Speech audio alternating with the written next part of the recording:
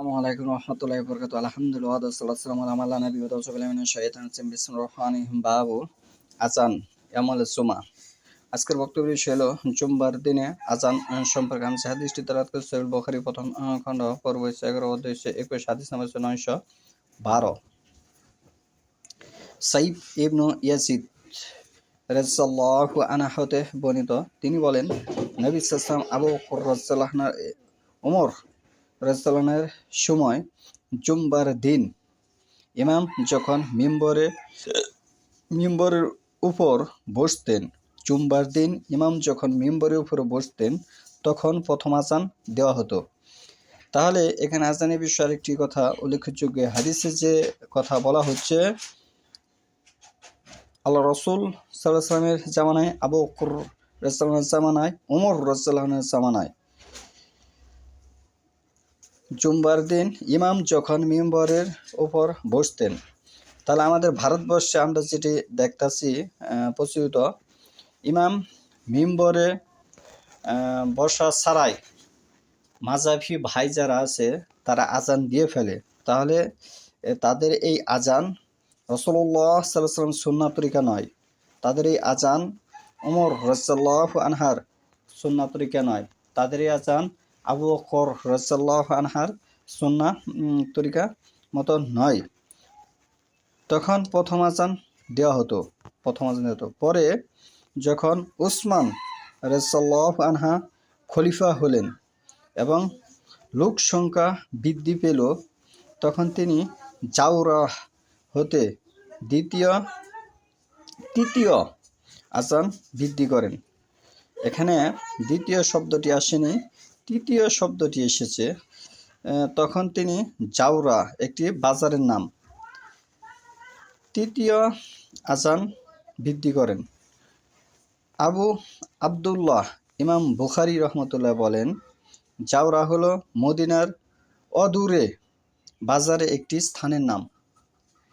তাহলে আপনি এই মসজিদে তিনটি আযানের রেওয়াজ আপনি চালু করতে পারবেন না, কারণ উসমান রাদিয়াল্লাহু আনহু যে সুন্নাহ মসজিদে চালু করেনি, তাহলে আপনি এটি মসজিদে দিতে পারবেন না। মসজিদ থেকে মদিনা থেকে অদূরে বাজারে একটি স্থানের নাম, একটি বাজারের একটি পাশে একটি বাড়ির ছাদের উপরে এই আযানটি দেওয়া হয়েছিল। এখানে এই হাদিস থেকে স্পষ্ট দুটি জিনিস ফুটে উঠেছে। আমাদের ভারতবর্ষে যে বর্তমান প্রেক্ষাপটে যেগুলি ইসলাম হিসেবে আমরা বুঝে থাকি, এগুলো হাদিসের পরিপন্থী হচ্ছে এক।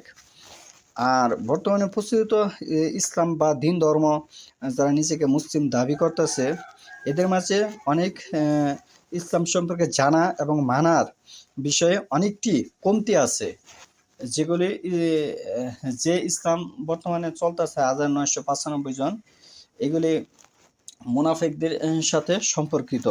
মানে এই মুসলমান মুনাফিক হয়ে যাবে, এরকম একটি বিষয়। তাহলে এখান থেকে আমরা যে বিষয়টা পেয়েছি স্পষ্টভাবে 912 নম্বর হাদিস থেকে, জুমবার দিন দুটি, একটি আযান একটি একামত।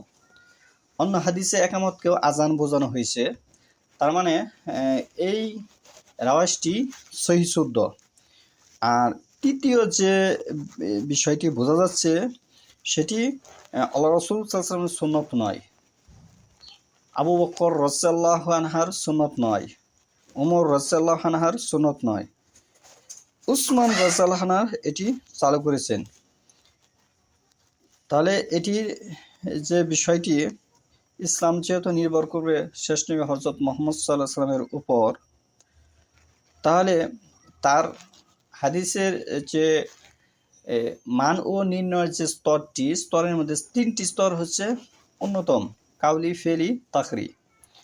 কাউলি ওই হাদিসকে বলা হয় যে হাদিস রাসূলুল্লাহ সাল্লাল্লাহু আলাইহি ওয়াসাল্লামের কথা উদ্ধৃতি আছে। ফেলি ওই হাদিসকে বোঝানো হয় যে হাদিস রাসূলুল্লাহ সাল্লাল্লাহু আলাইহি ওয়াসাল্লামের কাজের বিবরণ আছে। তাকরি ওই হাদিসকে বোঝানো হয় যে হাদিসে সাহাবীরা কাজ করেছে, আল্লাহ রাসূল সাল্লাল্লাহু আলাইহি ওয়াসাল্লাম সমর্থন করেছে, তাকে তাকরি হাদিস বলা হয়। তাহলে এখানে উসমান রাদিয়াল্লাহু আনহুর কাজকে আল্লাহ রাসূল সমর্থন করেছে, এটি বোঝা যায় না, কারণ তার ইন্তিকালের অনেক পরে, আবু বকরের ইন্তিকালের পরে, ওমর রাদিয়াল্লাহু আনহুর ইন্তিকালের পরে সে খেলাফত পেয়েছে। তাহলে এখানে এটি তাকরিহি হাদিস হিসেবে গণ্য হবে না, এটি তার ব্যক্তিগত রায়। তাহলে এখানে দুটি আজান, একটি একামত একটি আজান। আমি আগেও বলেছি অন্যান্য হাদিসে একামতকে আজান হিসেবে গণ্য করা হয়েছে। তাহলে এখানে দুটির কথা স্পষ্টভাবে সমস্ত কিতাব দ্বারা স্পষ্ট। আমাদের ভারতবর্ষের যেটি চলতেছে ইসলামের নামে, এটি হাদিসের উপর খেয়ানত করা হচ্ছে।